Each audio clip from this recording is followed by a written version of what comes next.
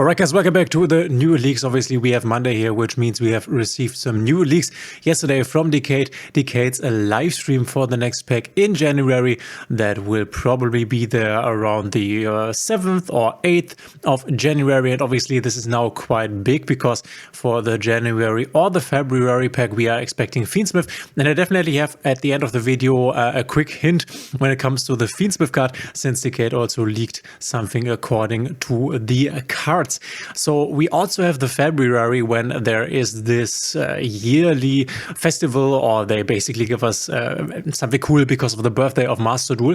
It's normally in January, I think, but they do it in February. So we might expect something very big in February. Last time around, last year, they just gave us Snake Eyes very early on. So we might see something like, I don't know, Ryziel, Malice. I don't know. I wouldn't really expect it, honestly, but it could be the case. Maybe we get the new Blue Eyes cards or something.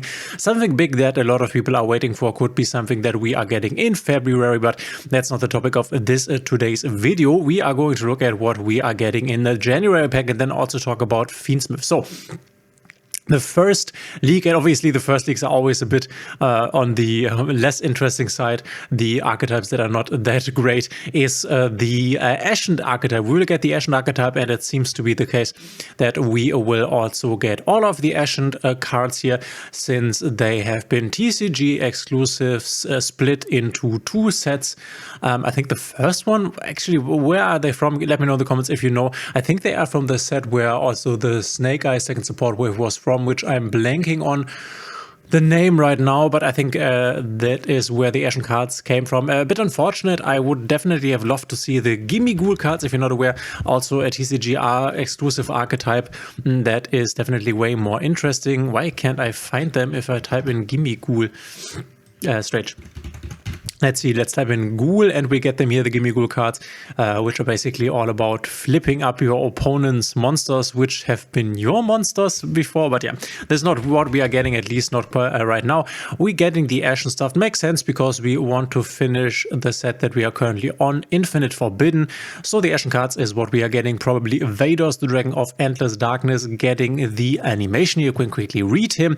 Vados, the Eruption Ring of Extinction, +2 level 9 Allure Pyro monsters. Cannot produce proper card effects. Also, your opponent cannot target it with monster effects. If this card is fusion summoned, you can destroy all spells and traps your opponent controls. Very nice. When your opponent activates a card or effect on the field, quick effect, you can send one face-up Ashen card you control to the graveyard, destroy that card. We can also take a look here. Shout out to Exordia Duelista, which is basically always who we take a look at when watching at new combos here. We can take a look at what this deck can achieve here. We start with the Vados. I'm also not super familiar with this, so we have to understand this. Plays one Obsidian, the Ashen City, which would be this one, the field spell. They also call this the now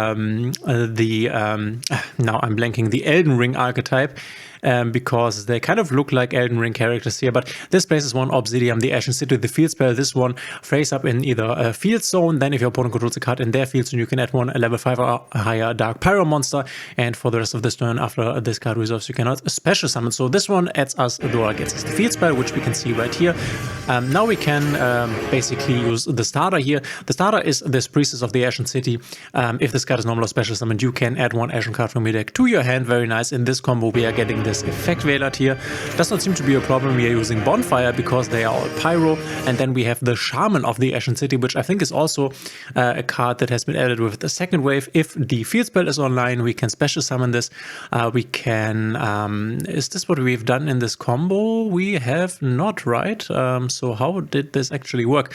You can target up to 3 of the Pyro monsters that are banished and or in your graveyard, shuffle them into your deck. Then if you shuffled an Ashen monster, you can add one field spell. So everything adds the field spell. Basically, we are doing an Infernal Flame Banshee here. Adding the big guy here. I think he's really cool, the King of the Ashen City. Once again, if Obsidian is not free, we can special summon him. So it seems to be the case that with the field spell, everything basically gets to be playable. And when the main phases, we can also special summon one Ashen monster from our hand, except this one. Or if our opponent controls a monster with 2/8 attack or more, we can special summon it from the deck instead. Also very nice. So we can give this card, the Vados, which is not the boss monster card that we have just taken a look at, but This one here, we can special this to our opponent's field. This is actually an interesting card during the main phase. If this card is in your hand, quick effect, you can target one card in the field zone, special summon this card to your opponent's field, and if you do destroy that card, then you can add to your hand or set one Ashened continuous trap. People were using this or wanted to use this in the format where Tenpai was really prominent, just to destroy the Tenpai field spell, basically. And if this card is sent from your opponent's field to your graveyard, you can destroy all monsters on the field. So we are summoning this to our opponent's field, and then if this leaves again, which we can achieve via our fusion monster here, then we can destroy all monsters. We destroy the field spell, and now we can summon the hero. There is the King of the Ashened City, and you can see we have two level 7 and level 8 here.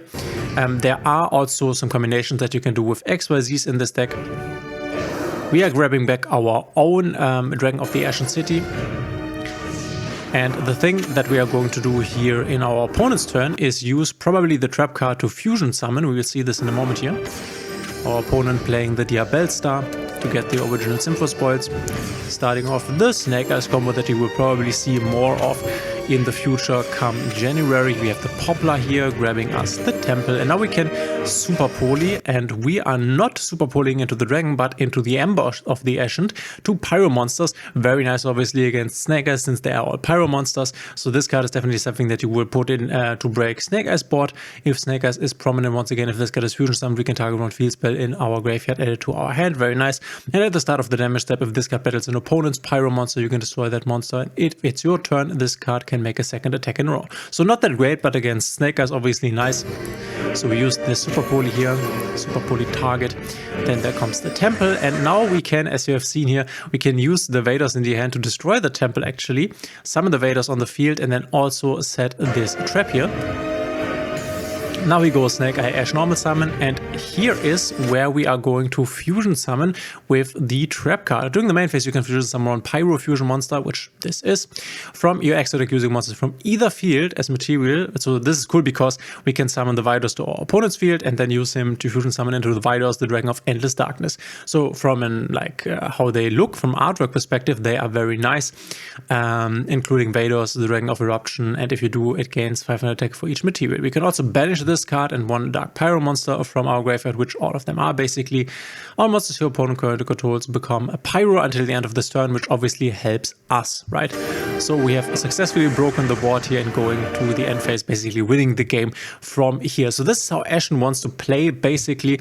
Let me spoiler you that this was not an archetype, or is not an archetype that really made a big splash in the TCG, nor in the OCG. OCG has just recently got it, I think.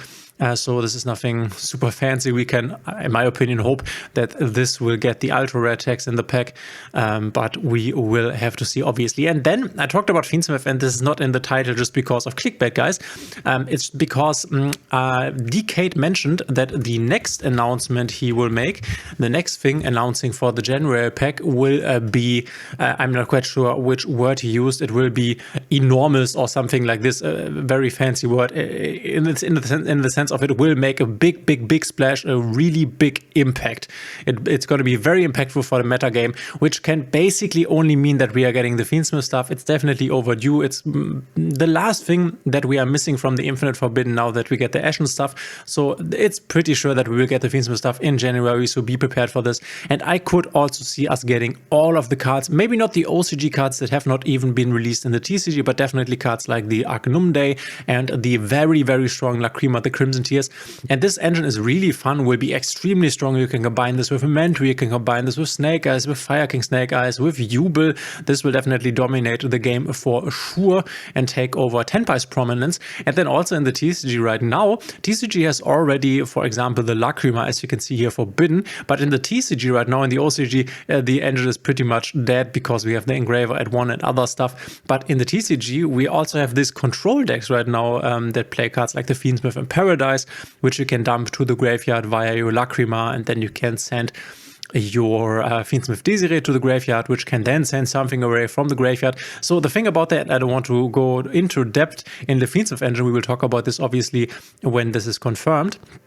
But the cool thing about the Fiendsmith engine is that they basically, for cost, shuffle everything else back. And so you always can use these resources once again. So summoning the Fiendsmith Engraver from the graveyard to the field, you shuffle back your Requiem, which is your starter. You shuffle back your Sequence, which is your fusion enabler. This does a fusion summon for your Fiendsmith guys. So this is really cool. You can use this as a control deck, as a pure control deck, only playing Fiendsmith cards and hand traps, basically. This is what we just saw in YCS Anaheim and the YCS before that. So this is a very interesting engine, definitely the engine to dominate the game until we get the Rising and Malice stuff, which is also super cool. So the future from here on, in my opinion, is very nice. I'm totally hyped for this, and yeah, Dkayed said that we will get something very impactful concerning the meta. This can basically only meet Fiendsmith, and this would also fit that we get this now, since this is actually a bit overdue, honestly.